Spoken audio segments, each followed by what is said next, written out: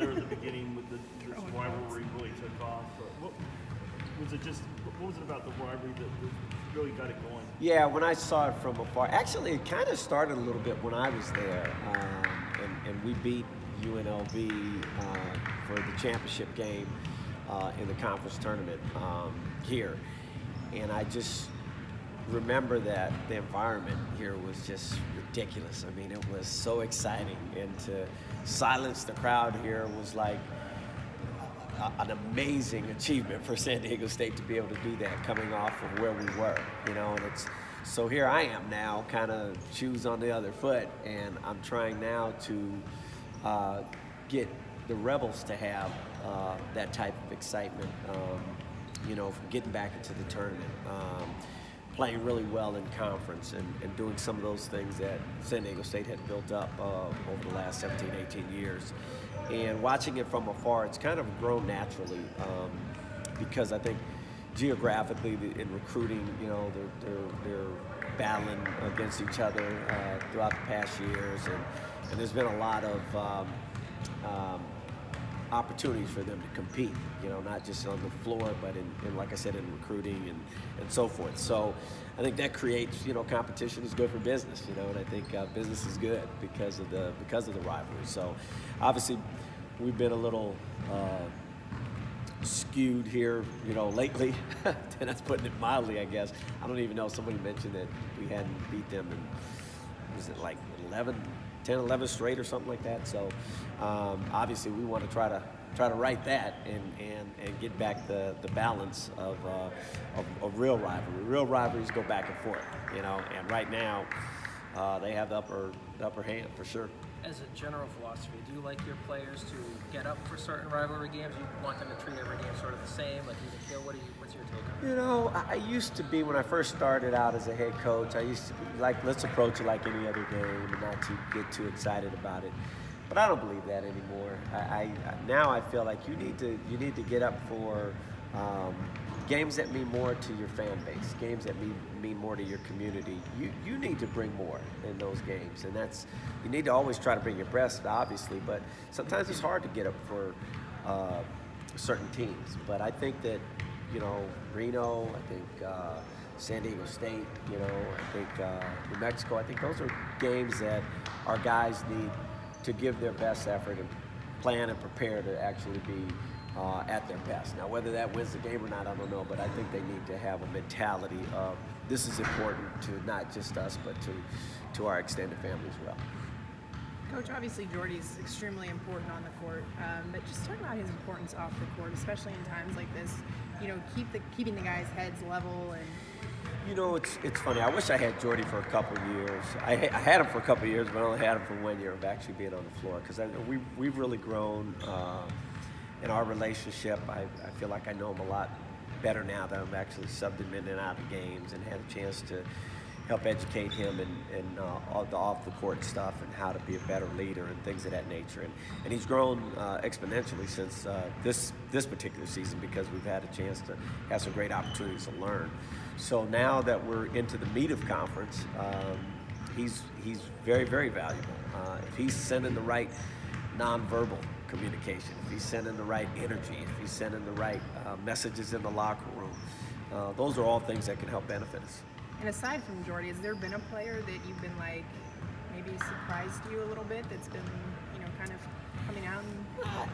I think I'm pleasantly, I don't know if I say surprised, but I kind of pretty much knew these guys, but I'm pleasantly surprised with the young guys and the way they're responding to not being the man, but still being engaged. I mean, all these guys came from, you know, programs where they were the guy.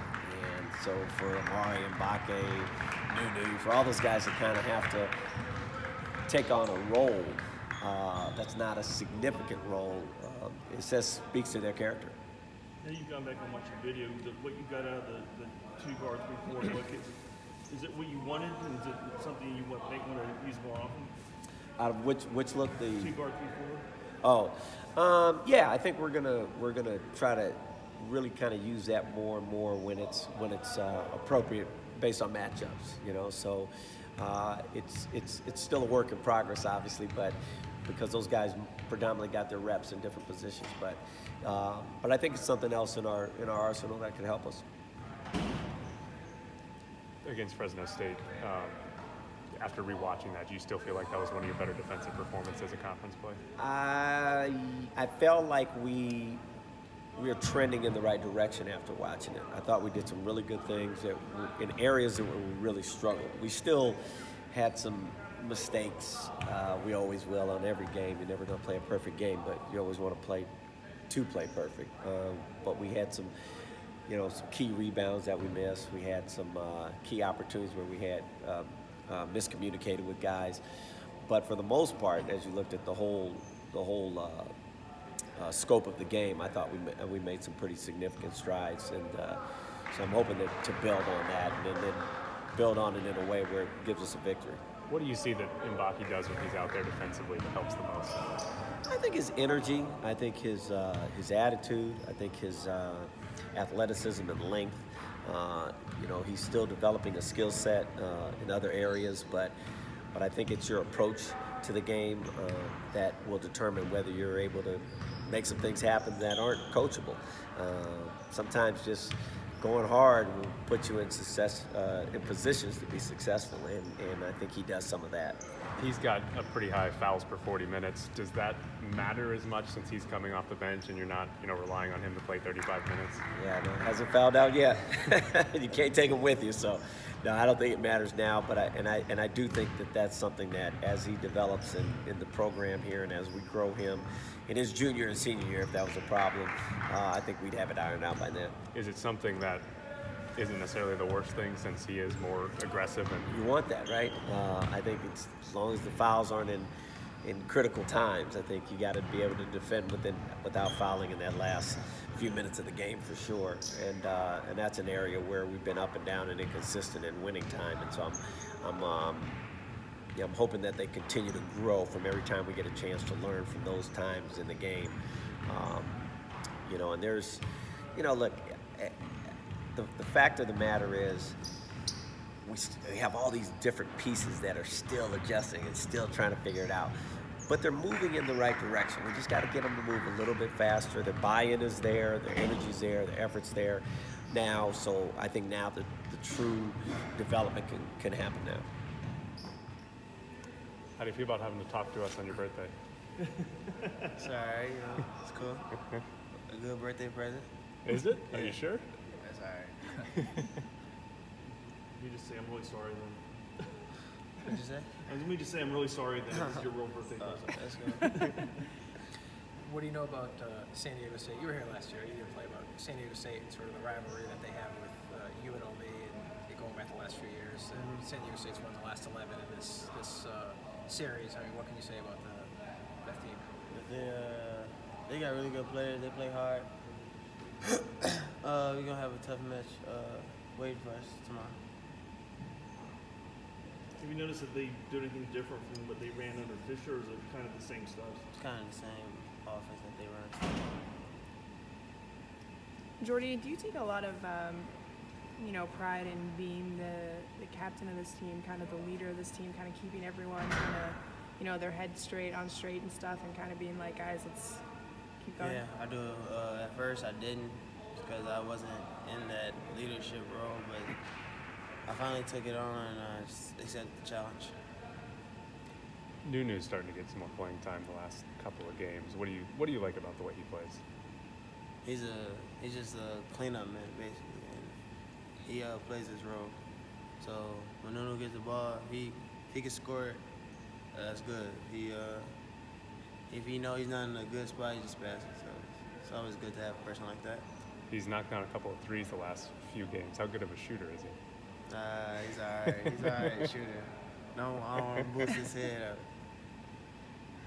Does it kind of feel like you guys have a monkey on your back right now as far as getting that home conference win? Yes.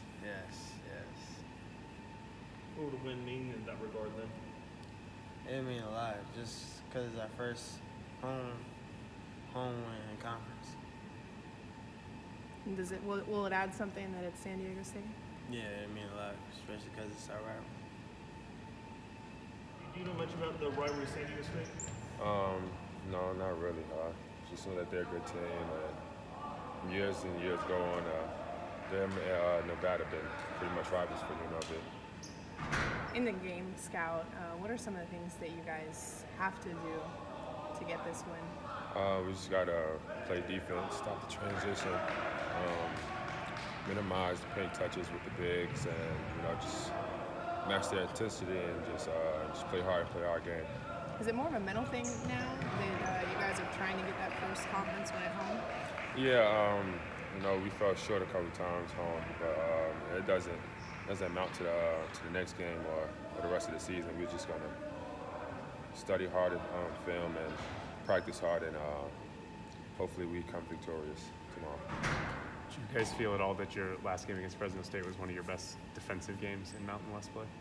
Yeah, because they're a really high offensive team. They got a lot of shooters, and their big man are pretty good in the post. So to hold them to the points that we have is just like I feel like we took another step closer to our goal defensively. Is there anything from that game you carry over into this game against San Diego State? Just a lot of ball pressure. Running the guards off the lines that usually shoot, just paying more attention to the scout, and pretty much just playing with energy and playing with one another. Going into a game like this, how helpful is it to have a guy like Jordy? He's played against them, and does he help you guys out at all with what to expect? Yeah, he's our captain and our point guard, so he helps us out anytime he's on and off the court. So having him is like just knowing that you're in safe hands, and he's going to make the right decision at all times. How important do you get a win just because get one of your home court for no other reason in conference play? It's very important to win home or away. I don't take no game for granted if we're away at home. I just feel like we need to finally get it going at home, just to get home court advantage and get back on the home court field.